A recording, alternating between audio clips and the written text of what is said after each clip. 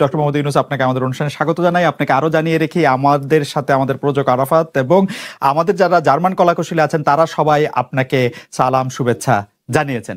আমরা আপনাকে খুব ধন্যবাদ জানাই আমাদেরকে সময় দেওয়ার জন্য। আমিও সালাম জানাচ্ছি সবাইকে, অসংখ্য ধন্যবাদ সবাইকে, তোমার কলাকৌশলী এবং আরাফাত এবং তোমাকে এবং শ্রোতাদের সবাইকে সালাম দিচ্ছি। Thank you so much sir. আমি সরাসরি প্রশ্নে চলে আসি যে প্রফেসর ইউনূস, আপনি সাধারণত সাক্ষাৎকার দিতে চান না, অনেকে বলে থাকেন দেশি গণমাধ্যমে কথা বলতে আপনি স্বাচ্ছন্দ্য বোধ করেন না। এর কারণ হিসাবে কেউ কেউ বলেন আপনি প্রশ্নের মুখোমুখি হতে হয়তো পছন্দ করেন না, আবার কেউ কেউ বলেন কিছু না বলেও আপনি যে দুর্যোগের মধ্যে আছেন, বললে না জানি কি হতো। আপনার মন্তব্য একটু শুনতে চাই প্রফেসর ইউনূস। তুমি তো সবটা বলে ফেলেছো সমস্যাগুলোকে।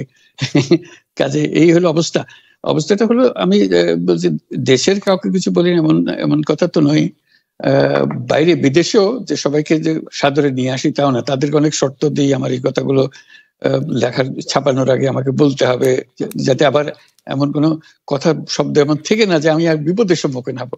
আমি শুধু বিপদ থেকে দূরে থাকার জন্য এটা করছি, কারণ আমি চারদিকে বিপদের মধ্যে আছি। কাজে কথা না বলা এটা একটা নিজেকে রক্ষা করার একটা সুবিধা আর কি, কত কম বলা যায় ততই হয়তো ঝামেলার থেকে বাঁচবো। সম্পূরক প্রশ্ন করতেই হয়, নিজেকে কতটা রক্ষা করতে পারলেন প্রফেসর ইউনূস?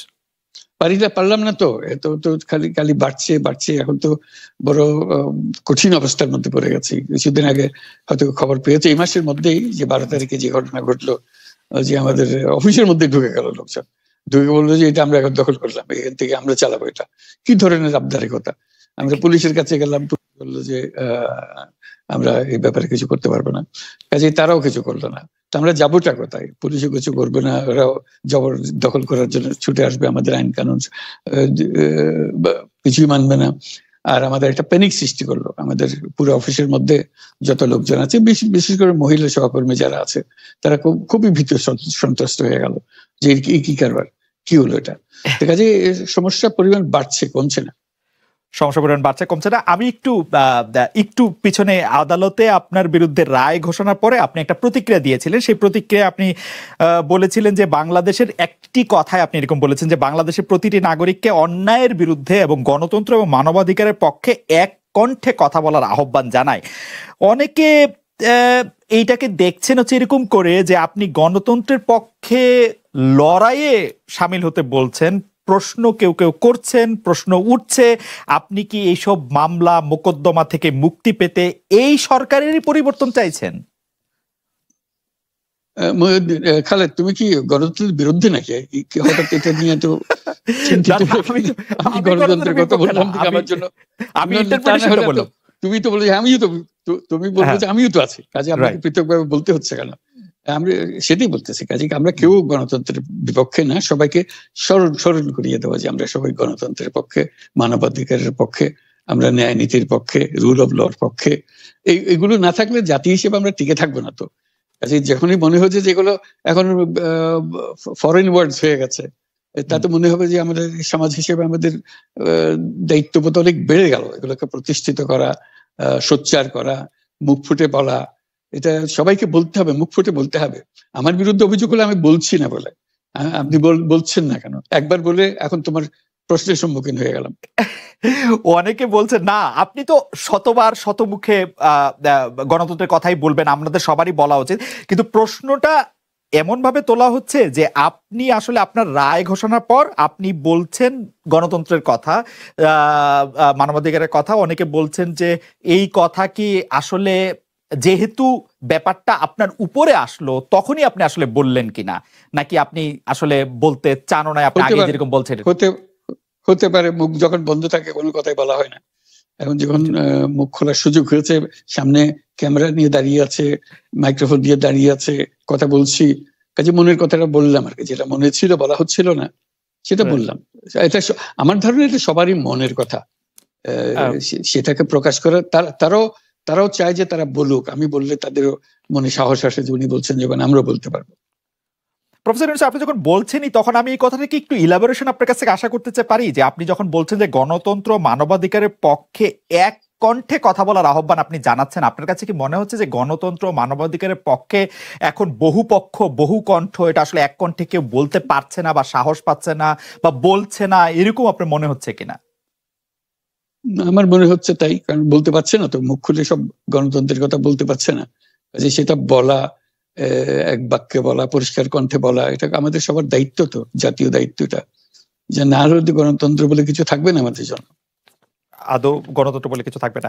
একটা প্রশ্ন করি যে বর্তমান সরকার আরো স্পেসিফিক ভাবে বললে, প্রধানমন্ত্রী শেখ হাসিনা স্পষ্টতই আপনাকে অপছন্দ করেন, অনেক কিছুর জন্য আপনাকে দায়ী করেন, পদ্মা সেতু এবং এই সেই।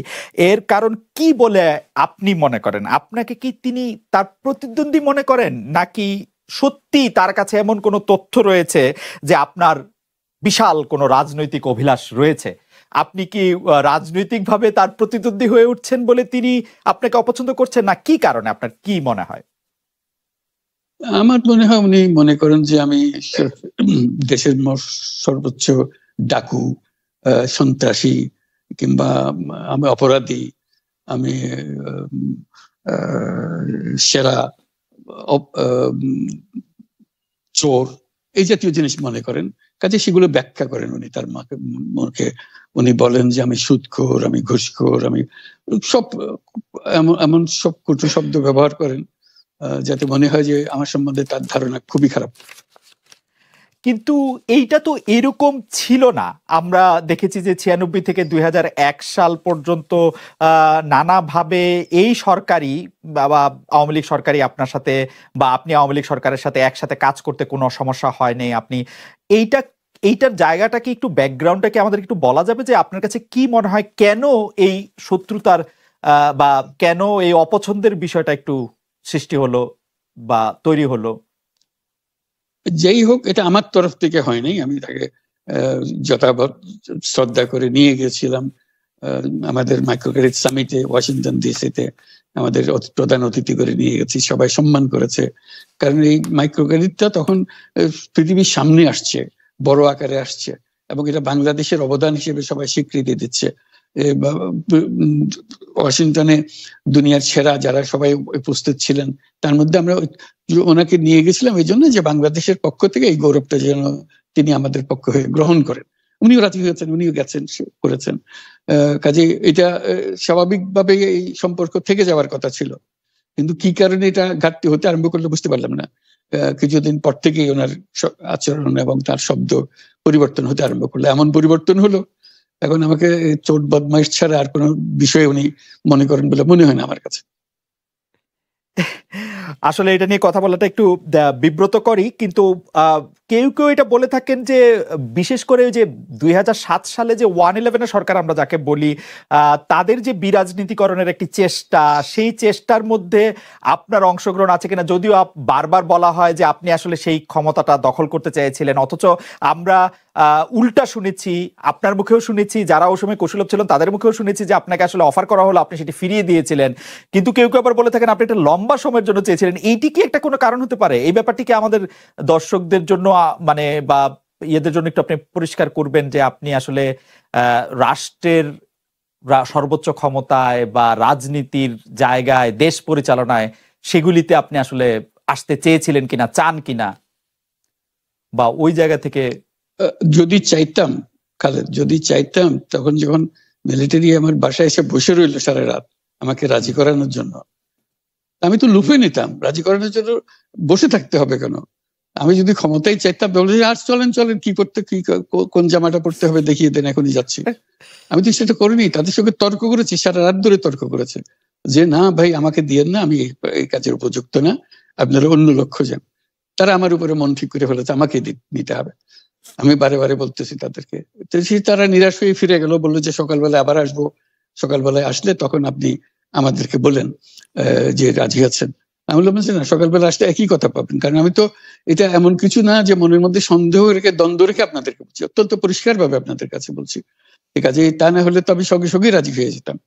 একেবারে শেষ দিকে আসছি, শেষ দুই একটি প্রসঙ্গ, সে যে রোহিঙ্গারা যে বাংলাদেশে এসছেন এবং মিয়ানমারে বর্তমানে যা হচ্ছে তার আশু কোনো সমাধান আপনি দেখেন কিনা, এই ক্ষেত্রে আপনার কোনো কিছু ভূমিকা নেওয়ার আর আছে কিনা, বিশ্ব নেতৃবৃন্দের সঙ্গে এটা নিয়ে আপনার সর্বশেষ কোনো আলোচনা হয়েছে কিনা, সেখানে একটা মানবতার একটা ক্রাইসিস চলছে প্রশ্ন করছেন অনেকে।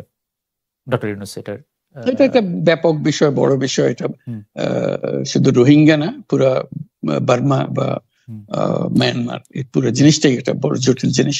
এটা বাংলাদেশ এটার জন্য তার সীমান্তে অবস্থান কারণে আমরা বহুলভাবে এটার সাফার করবো এটার জন্য। কাজে এখন থেকে ঠিক করা যে এটা আমরা কিভাবে নিষ্পত্তি করতে পারি, সেখানে পৃথিবীর যারা বিভিন্ন পলিসি অ্যাডপ্ট করেন এইগুলো সমাধানের জন্য, সবাই মিলেমিশে সমাধানের উপায় বের করা, সেটা আমাদের এখন এই উদ্যোগটা নিতে হবে যাতে করে আমরা এটা করতে পারি। শুধু দর্শক হিসেবে থেকে গেলে আমাদের হবে না, আমাদের অ্যাক্টিভ অ্যাকশনে যেতে হবে যাতে করে এটা এই যে শুরু হলো এটা আমাদের ঘরের কাছে এসে, এবং বন্দুকের গুলি এখন আমাদের গায়ের উপরে লাগছে, আমাদের ঘরে এসে পৌঁছতেছে, এটা খুব ভালো লক্ষণ না। এই লক্ষণ থাকতে থাকতে আমাদেরকে এটা সমাধানের জন্য যে পরিমাণ উদ্যোগ দরকার সেই পরিমাণে উদ্যোগ আমাদেরকে নিতে হবে। এবার শেষ প্রসঙ্গ, আমাদের প্রযোজক আরাফাতুল ইসলাম এটি আপনার উদ্দেশ্যে একটু বলছেন, সেটা হচ্ছে যে বাংলাদেশের প্রধানমন্ত্রী শেখ হাসিনার উদ্দেশ্যে আপনি কোনো কিছু বলবেন কিনা আমাদের অনুষ্ঠান থেকে। আমার আর কি বলার আছে, আমি তো হলো দেশের সর্বস্বার্থ বদমাইশ, সেখানে আছি, কাজে আমার পক্ষ থেকে এমন কিছু বলার নেই তাকে। ডক্টর মোহাম্মদ ইউনূস, আপনাকে অনেক ধন্যবাদ। অনেকগুলি বিষয় নিয়ে আপনি আমাদের সাথে কথা বলেছেন, প্রায় 1 ঘন্টার মতো সময় দিয়েছেন, এবং আপনার কথায় নিশ্চয়ই অনেকগুলি বিষয় নিয়ে আপনার প্রাঞ্জল উপস্থাপনায় সেটি আমাদের মধ্যে অনেক পরিষ্কার হয়েছে, এবং আপনাকে আমরা আন্তরিকভাবে ধন্যবাদ দিতে চাই পুরো বন এবং বার্লিন যৌথভাবে যারা আমাদের কলাকুশলী আছেন, আমাদের প্রযোজক এবং আমাদের সবার পক্ষ। ধন্যবাদ। আপনাকে অশেষ ধন্যবাদ আমাকে সুযোগ দেওয়ার জন্য। জি।